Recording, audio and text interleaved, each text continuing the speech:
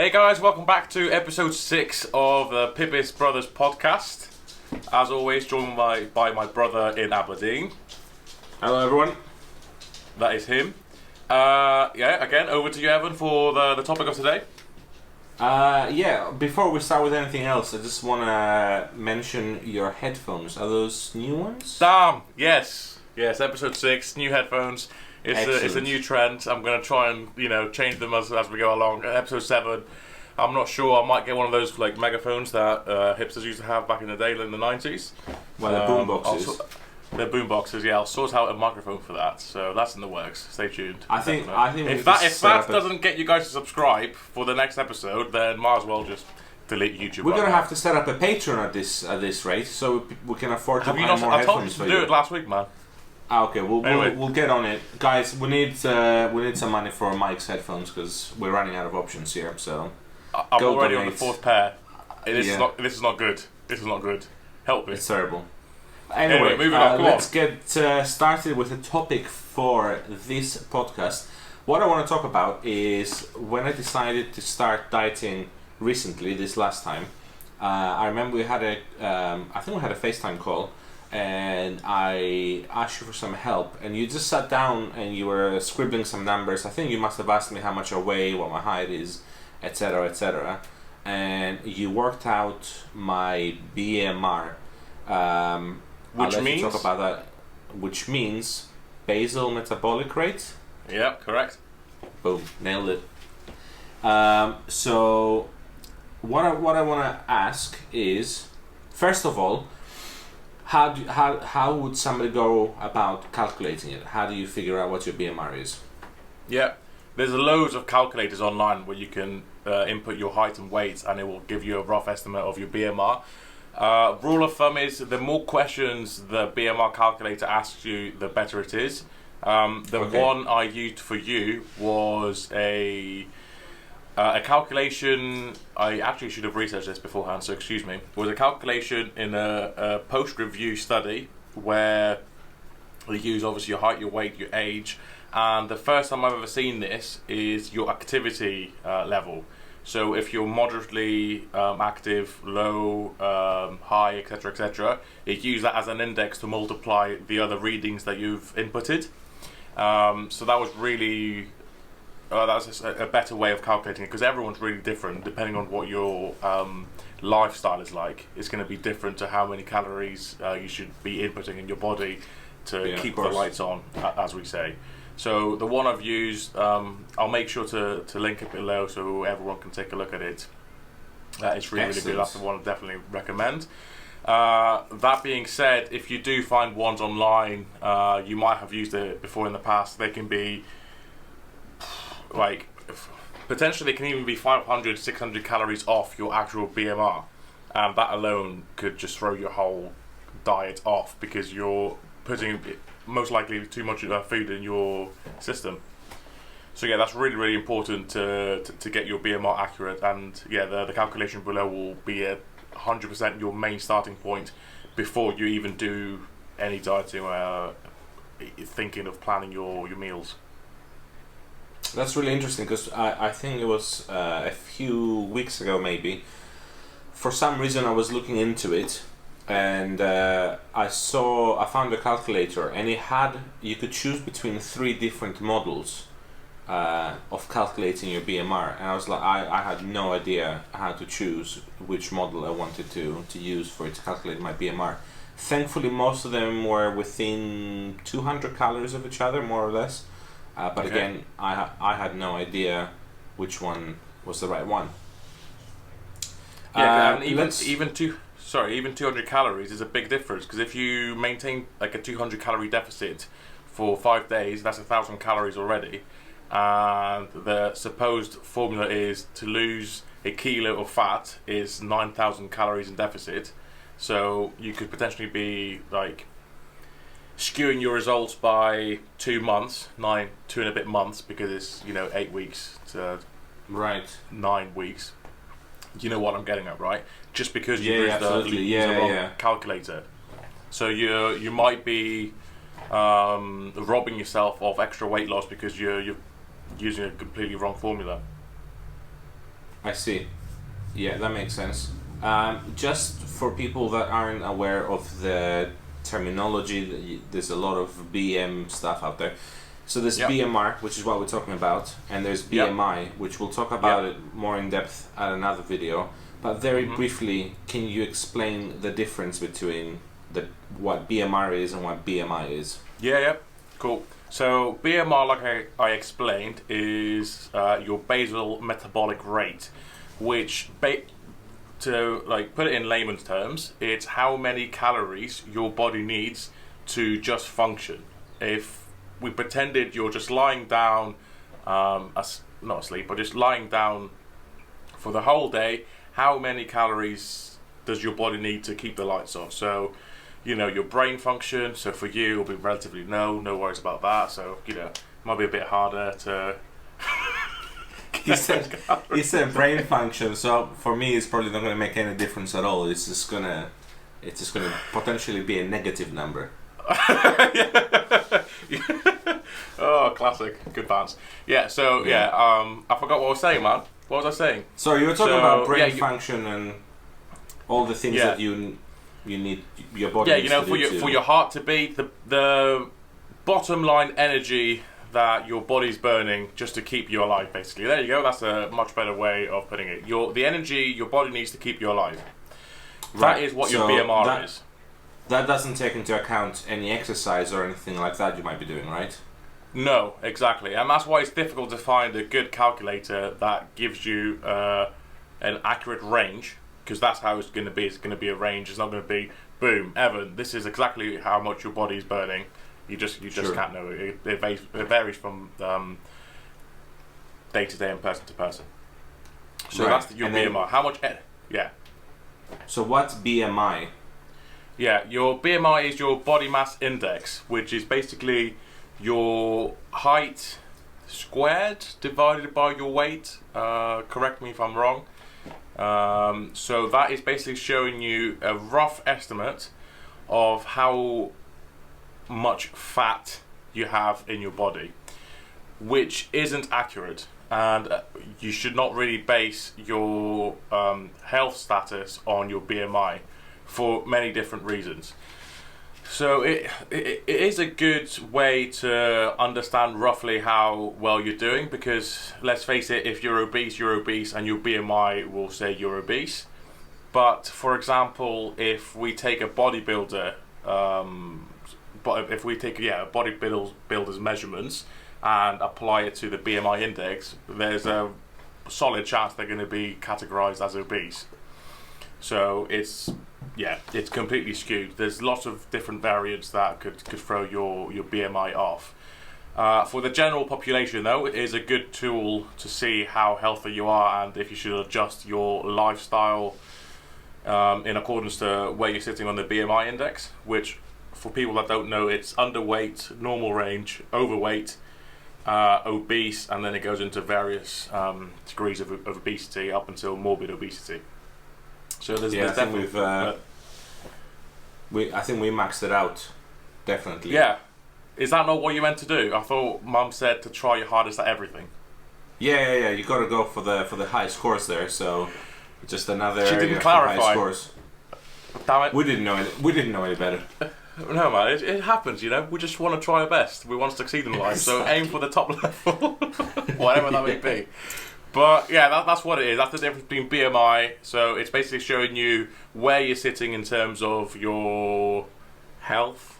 It's not really that, but just showing you how overweight or underweight or normal you are. I'm going to go into more detail in terms of the ranges and what they mean in another video, like you said, but that is the main thing. So the energy you need to keep you alive is your BMR, and roughly how healthy you are is your BMI. So that's good to clarify that. And the next question that I have, a lot of the apps, MyFitnessPal, any weight tracking apps, basically that type of app, a lot of times you put in your starting weight, or they know your starting weight from your scales, if they're smart scales, and then you say what your goal weight is, And they kind of figure out how long it's going to take, blah blah blah, and they give you the calories to aim daily to be able to achieve X amount of weight loss. So the calories that they give you on those apps, is that the BMR, or how does that work? I'm going to be completely honest with you. I don't know what formula they use to calculate that, and I don't know if there's a way you can find out through like a MyFitnessPal frequently asked questions or something like that they have. I presume that each app will be using their own, but potentially different formulas, right? Some sort of formula. But let's use, for example, did you remember when you inputted the data, if they spitted out a number at you, a calorie number? Yeah, it was very, very close to the one you gave me, but not exactly the same.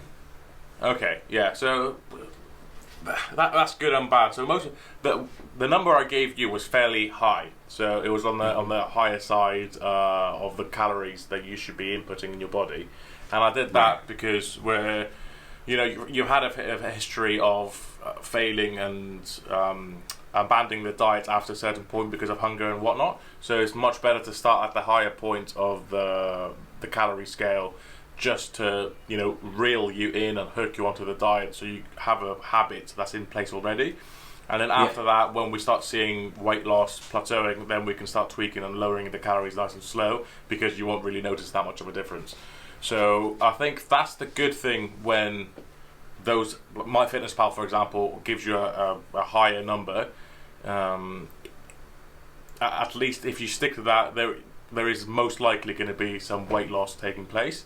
But the bad side of it is, if you're impatient and you want to see results quickly, and you stick to that, let's say 2,400 calorie input that it's suggesting, then you might see like 200 or 300 grams of weight loss per week. And when you're 140, 150 kilos, realistically you need to be losing weight quicker than that, because it's going to take you 3 or 4 years, whatever it is, to get to where you want to be, and you'll be disheartened along the way. So that's my only reservation with like the numbers that those apps give you. Does that make sense? No, it does make sense. Yeah. So I guess if I follow the number that I get from the app, the BMR number or whatever it might be, or even better, if I follow the formula below that we've linked and get a number from that. Yeah. If I then go and do exercise during the day, and I can track it, say, on my Apple Watch or a Fitbit or whatever, if there's a way for me to be able to track it, to know how much I've burned. Yeah. Is that extra that I'm burning on top of my BMR? Or does that mean I can then go and eat some more if I wanted to? Yeah, I'm going to answer that in two parts.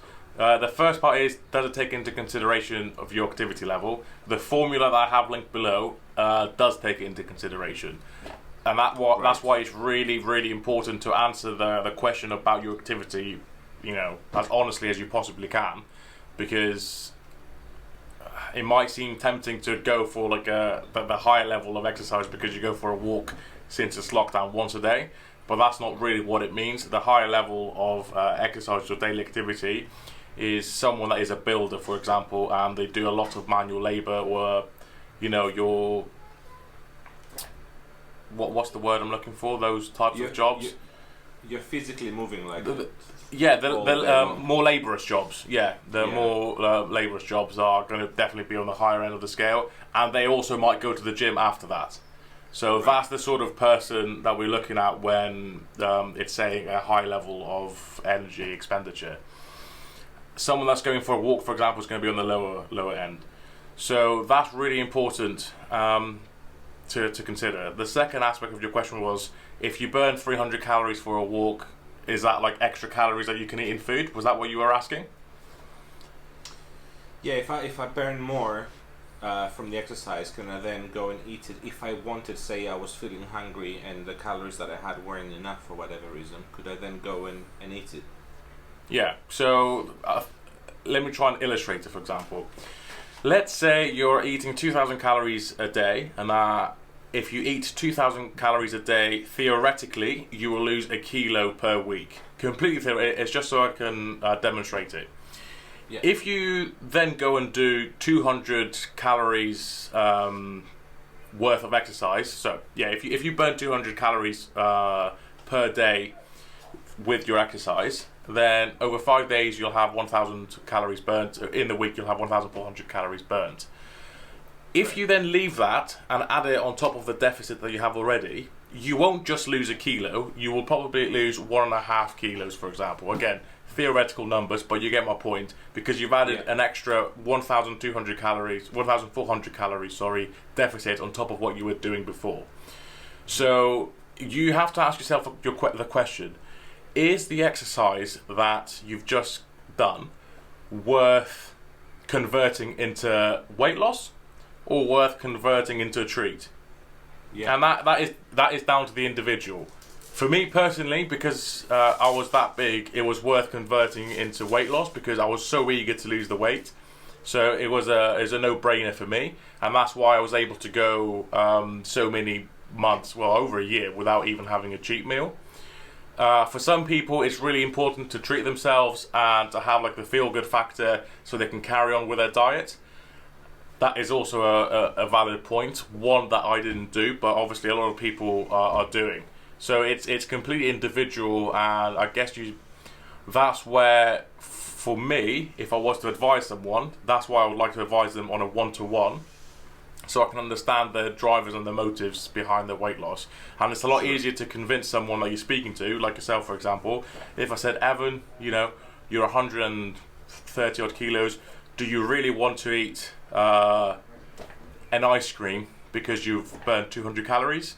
How many ice creams have you eaten to get yourself to that point? Is it worth having another one? You know what 1,000 like ice creams taste like. That is how I see it, and it's a lot easier when you're having a conversation with someone. If I'm able to have that conversation with you, for example, it's a lot easier to convince you and for you to buy into that message than just saying go out for a walk and you'll burn an extra 0.5 of a kilo. Yeah, absolutely. So it kind of makes sense. It's up to the individual to then choose when they want to convert that exercise into a treat, like you said, or if they want the extra weight loss. And I think for myself personally, I would probably go for the weight loss most of the time. But it's good to know that if you wanted to have something extra, you can go and earn it by doing some sort of extra activity to burn extra calories. And I suppose it doesn't even have to be proper exercise. If you can find a way to increase your activity level, if it's a walk, if it is whatever it is, you can. And it's difficult now, isn't it? It's difficult now during lockdown to get actual exercise in. Most people are limited to just a walk or a run. Not many people, hardly anyone has gym equipment at home. You might be lucky enough to have a bike and you can go out for a bike ride, but it's really difficult to get your cardio in unless you go for a run or walk, but it gets a bit repetitive, and I guess a lot of people...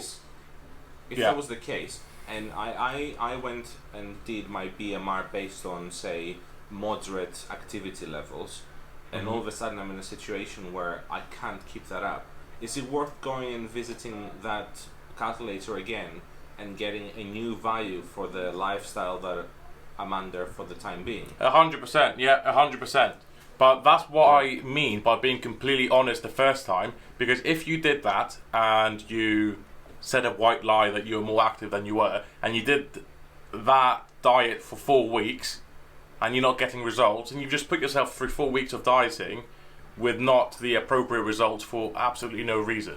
And 4 weeks is a lot. It's a lot of effort. That's 30 days, a month's worth of effort, and you're not yielding the results that you could have done before by just... Yeah, I don't know. Let's say for failure, didn't you? Just didn't do that. It's not even. It's not. I wouldn't say it's a failure because if you manage to stick to a meal plan that you have for a whole month, that is successful to an extent, unless you're taking the piss and you're eating pizzas and takeaways. That's not a meal plan. Yeah. If you're eating like a healthy diet for 30 days, that's a success. But why not maximize it? Why not be able to get the most out of what your efforts are? That's my mindset, and that's what I tell people that ask me for tips, etc. Is if you're going to do it, let's do it properly, so you can be motivated by the results you get, and the outcomes is what you're after. Instead of let me go back and tweak it because I didn't do this right because this, that, and the other. Absolutely. And I think we'll wrap up here. Cool. Just to summarize everything, BMR is very different to BMI. It's your basal metabolic rate, how many calories your body would need to operate for a day. We have a link in the description, so go check that out. It will take you to a calculator that you can use to figure out what your BMR should be. I think people should do it just out of curiosity, just to see like roughly what should I be eating today. It's so simple. It takes less than a minute to do. It's 100% everyone should do it. Even if you're not dieting, you just stumble across this video. It's just interesting to see what your BMR will be. Do that. Just so you have Obviously, a number, just so you have an idea. Spot on.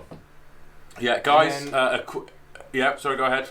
Sorry, just the last thing. Obviously, with the BMR, if you do extra exercise on top of what you've set in the calculator, then I guess you could go and use those calories in two ways. You can cash them in for extra weight loss, or you can cash them in for a treat. Exactly. That's a good way of saying it, because in the previous video I said weight loss is like a currency exchange. You have calories and that's your cash, and that's a way you can view it. So you've got your deficit, which is the money in the bank. How are you willing to spend it? Exchange it for weight loss, or exchange it for food. Perfect. There we go. That's it. Guys, a quick favour from us. We are so close to 100 subscribers as we're speaking now, which is the 26th of May. We're at 99 subscribers, so if you could please subscribe, like, and support this channel as much as you possibly can, that would be brilliant. And I'm sure we'll find a way of celebrating 100 subscribers. We'll think of something in the meantime. But thank you very much for tuning in, and see you in the next episode. Thank you. Catch you later, guys. Bye.